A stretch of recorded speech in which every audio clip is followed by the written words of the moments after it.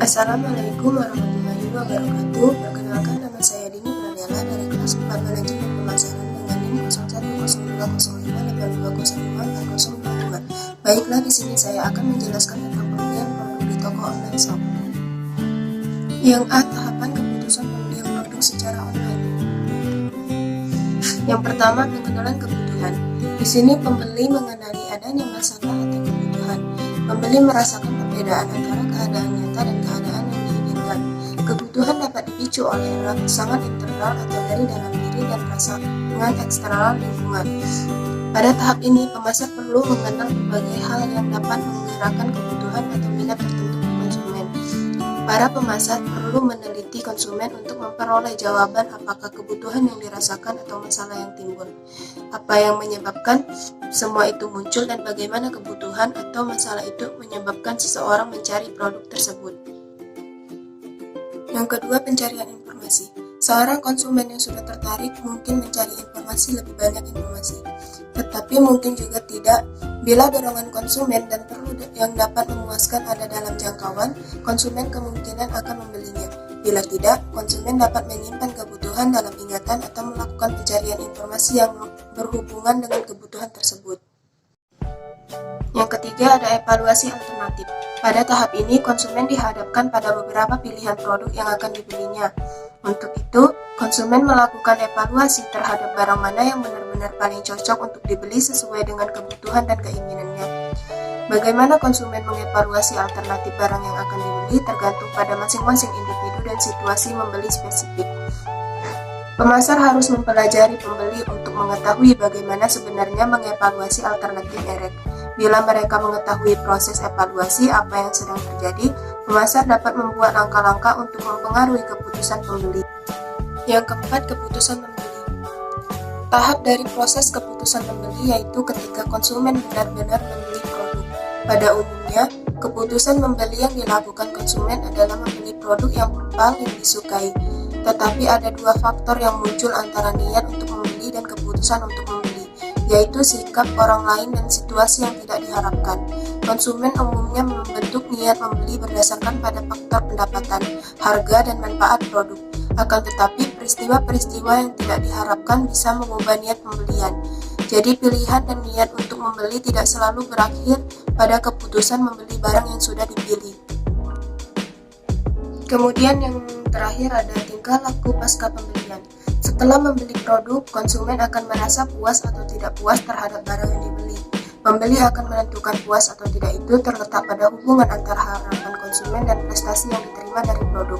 Bila produk tidak memenuhi harapan, konsumen akan merasa tidak puas. Kegiatan pemasar terus berlanjut dalam menanggapi kepuasan dan ketidakpuasan ini agar daur hidup produknya tidak menurun.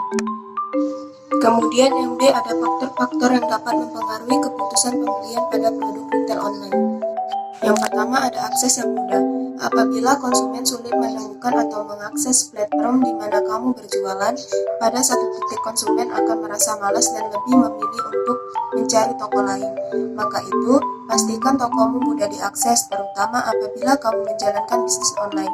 Kamu bisa hadir di beberapa platform sehingga apabila konsumen yang mencari produkmu tidak menggunakan salah satu platform, mereka bisa beralih ke platform lainnya.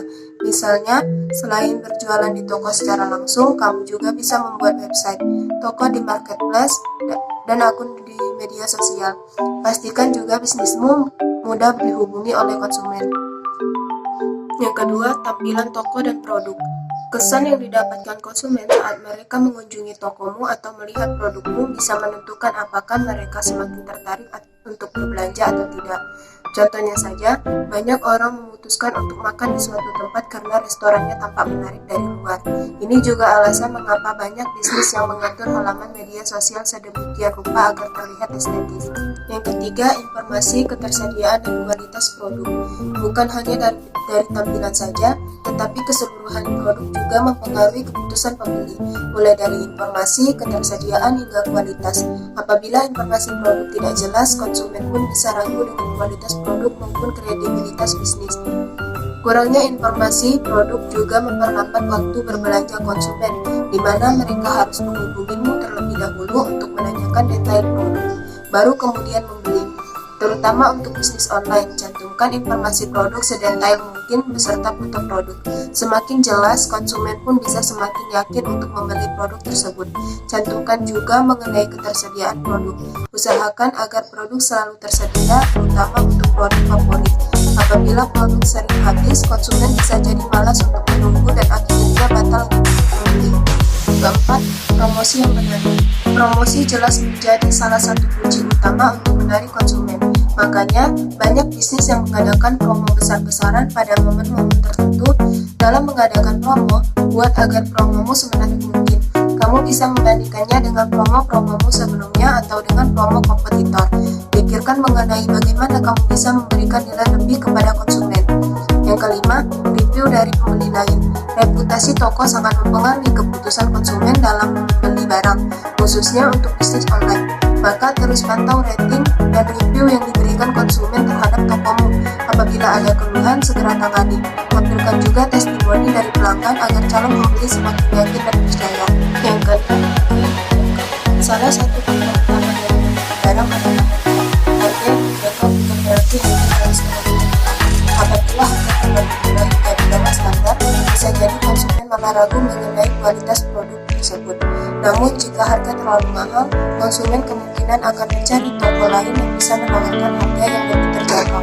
Sebelum menentukan harga, cari tahu terlebih dahulu mengenai harga di pasaran agar target harga yang kamu pasang sesuai dengan ekspektasi konsumen. Pastikan juga kualitas produk sebanding dengan harga yang ditawarkan sehingga konsumen merasa tidak rugi saat membelinya. Yang terakhir, pelayanan dan kualitas.